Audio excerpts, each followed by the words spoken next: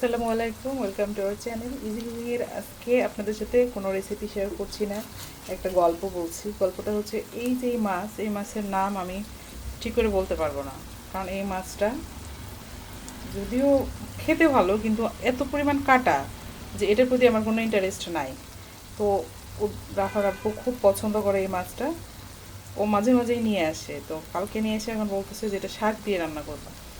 এখন আমার কথা হচ্ছে শাক তো তখন আমার বাসায় নাই, রাত্রেবেলা এখন আমি রান্না করছি কিন্তু রাত। তো দুপুরবেলা আমি কী করলাম, আমার গাছে কিছু শাক ছিল, এটা হচ্ছে মিষ্টি আলুর গাছ আছে আমার ব্যালকনিতে, সেই গাছে অনেক শাক আমি উঠানো হয় না তেমন একটা। তো আমার মনে হলো যে আমি গাছের শাক আছে ওটা দিয়ে রান্না করবো। তো আজকে আমি ওটা দিয়ে রান্না করছি আর চিন্তা করছি যে এটা খেয়েও কি রিভিউ দিবে, কারণ এর মধ্যে এই যে এটা হচ্ছে বোম্বাই মরিচ। ও বলছে আমাকে শুধু কাঁচা মরিচ দিয়ে রান্না করতে, শুকনা মরিচ সে কোনোভাবেই পছন্দ করে না।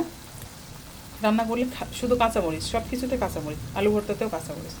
তো কাঁচামরিচের রান্নার মধ্যে আমি আমার মতো করে একটা বোম্বাই মরিচ দিয়ে রাখছি। এখন যদি এটা বেশি ঝাল হয় তাহলে খবর আছে, খাওয়ার পরে বোঝা যাবে যে আসলে বেশি ঝাল যদি হয় তাহলে ওর পছন্দের মাছটা ওর মতো হলো না, এর জন্য ও হয়তো বলবে যে আমি যা বলছিলাম তার উল্টাটা করে রাখছো।